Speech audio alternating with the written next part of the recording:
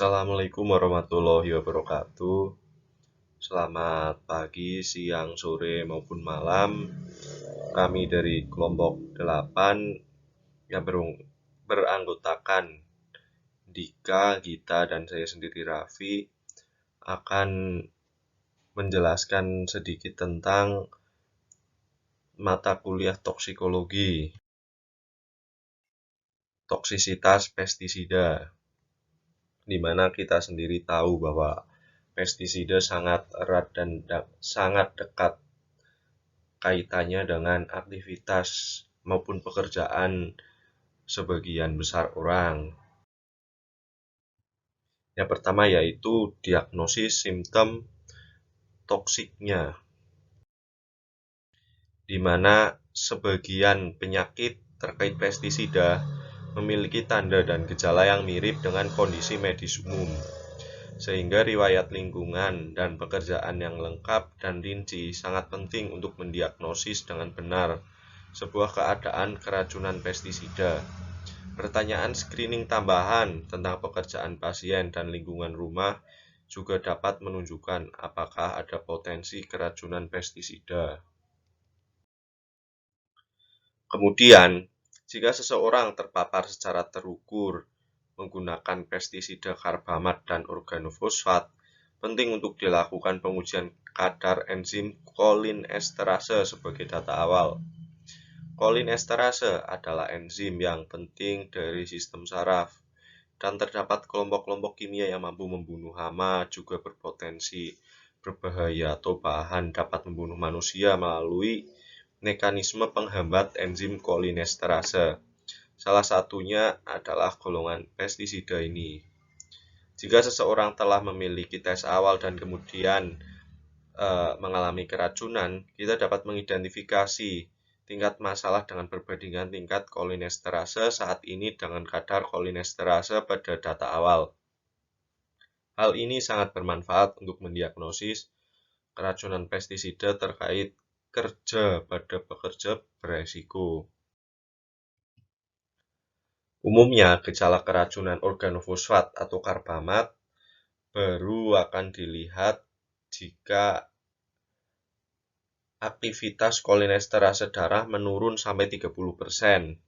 Namun penurunan sampai 50% pada penggunaan pestisida diambil sebagai batas dan disarankan agar penderita menghentikan pekerjaan yang berhubungan dengan pestisida.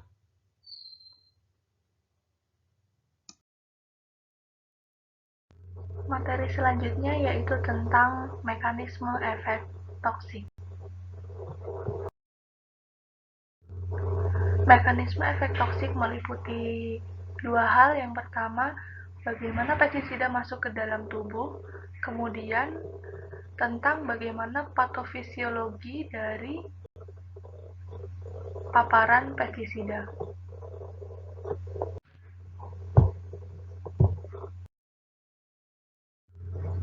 Pestisida masuk ke dalam tubuh yang pertama melewati kontaminasi lewat kulit, di mana kontaminasi ini paling sering terjadi, tapi tidak seluruhnya berakhir dengan keracunan akut. Kemudian, lebih dari 90% kasus keracunan di seluruh dunia disebabkan oleh kontaminasi lewat kulit. Kemudian, keracunan juga dapat terjadi lewat hidung, merupakan yang terbanyak kedua setelah kontaminasi kulit. Gas dan partikel semprotan yang sangat halus, misalnya kabut asap dari fogging, dapat masuk ke dalam paru-paru. Sedangkan partikel yang lebih besar akan menempel di selaput lendir hidung atau di kerongkongan. Kemudian yang ketiga adalah intake lewat mulut atau oral. Peristiwa keracunan yang lewat mulut sebenarnya tidak sering terjadi dibandingkan dengan kontaminasi kulit atau keracunan karena terhirup.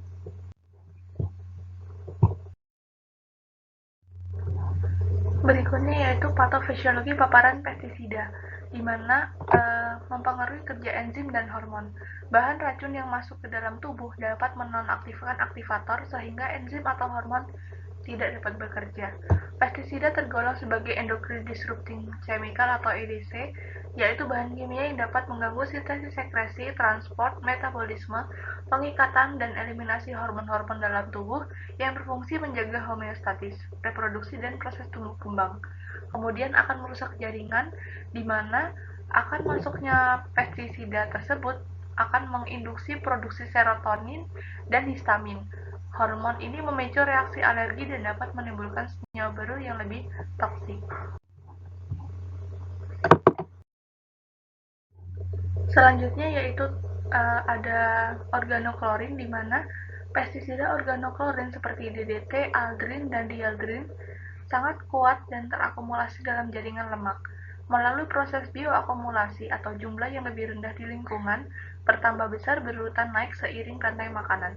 Sejumlah besar organoklorin dapat terakumulasi dalam spesies seperti manusia. Ada bukti substansial yang dapat menunjukkan bahwa DDT dan metabolit DDE dapat mengganggu fungsi hormon estrogen, testosteron, dan hormon steroid lainnya. Kemudian anticholinesterase compound, di mana beberapa jenis organofosfat tertentu telah lama diketahui memiliki efek toksisitas delayed onset pada sel-sel saraf yang seringkali bersifat irreversibel. Beberapa studi telah menunjukkan defisit terus-menerus dalam fungsi kognitif pada pekerja terpajan terhadap pestisida. Bukti baru menunjukkan bahwa pestisida dapat menyebabkan neurotoksisitas perkembangan pada dosis yang lebih rendah dan tanpa depresi kadar kolistenerase di dalam plasma. Pestisida dapat masuk ke dalam tubuh manusia melalui berbagai cara, yakni melalui kontaminasi melalui kulit atau dermal contamination, terhisap masuk ke dalam saluran pernafasan atau inhalation, kemudian masuk melalui pencernaan makanan melalui mulut atau oral.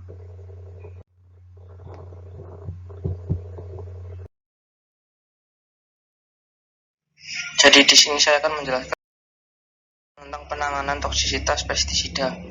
Setiap orang yang berhubungan dengan pestisida harus memperhatikan hal-hal berikut. Yang pertama, kenali gejala dan tanda keracunan pestisida dari pestisida yang sering digunakan. Yang kedua, jika diduga keracunan, korban segera dibawa ke rumah sakit atau dokter terdekat. Yang ketiga, identifikasi pestisida yang memapari korban. Berikan informasi ini pada rumah sakit atau dokter yang merawat. Yang keempat, bawa label kemasan pestisida tersebut. Kemudian pada label tertulis informasi pertolongan pertama penanganan korban. Yang kelima, tindakan darurat dapat dilakukan sampai pertolongan datang atau korban dibawa ke rumah sakit. Untuk yang selanjutnya yaitu pertolongan pertama yang dilakukan. Yang pertama, hentikan pemaparan dengan memindahkan korban dari sumber pemaparan. Lepaskan pakaian korban dan cuci atau mandikan korban. Jika terjadi kesulitan pernafasan, maka korban diberi nafas buatan atau bantuan. Korban diinstruksikan agar tetap tenang. Dampak serius tidak akan segera terjadi. Ada waktu untuk menolong korban. Yang ketiga, korban segera dibawa ke rumah sakit atau dokter terdekat. Berikan informasi tentang pestisida yang memapari korban dengan membawa label kemasan pestisida. Yang keempat, keluarga seharusnya diberi pengetahuan atau penyuluhan tentang pestisida sehingga tidak terjadi keracunan, maka keluarga dapat memberikan pertolongan pertama dengan cepat dan tepat. Untuk yang selanjutnya saya akan menjelaskan tentang contoh kasus toksisitas pestisida yang diambil dari Jurnal Indonesian Journal of Legal and Forensic Science dengan judul kasus kematian akibat diklorvos dan pentoat. Dengan hasil dan pembahasan yang pertama, pada jurnal ini menceritakan tentang kandungan pestisida yaitu diklorvos dan pentoat. Hal ini termasuk dalam golongan organofosfat yang memiliki efek toksik pada manusia dan dapat menyebabkan kematian yang fatal. Penggunaan diklorvos dan pentoat pada kasus ini akan diteliti mengenai beberapa uji yang sebelumnya dilakukan kasus bunuh diri. Selanjutnya, analisis kuantitatif menggunakan metode HPLC-MS secara spesifik menunjukkan konsentrasi diklorvos yang cukup tinggi. Hasil determinasi diklorvos juga diperkuat dengan tanda-tanda lain pada tubuh korban yang menguatkan dugaan bahwa kematian korban diakibatkan karena overdosis terhadap diklorvos. Hasil determinasi juga ditemukan kadar pentoat dalam perut korban sehingga disimpulkan bahwa pentoat telah dicerna. Pentoat membentuk metabolit beracun yang tidak sesuai, yaitu asam fenoat, yang menyebabkan kematian yang fatal. Berdasarkan analisis toksikologi tersebut, maka dapat disimpulkan bahwa memang benar korban meninggal akibat keracunan pestisida golongan organofosfat, yaitu diklorvos dan pentoat. Sekian semua pembahasan dari kelompok kami. Apabila ada kurang dan salah kata, mohon maaf. Terima kasih banyak dan sampai bertemu di lain kesempatan dan di video-video berikutnya.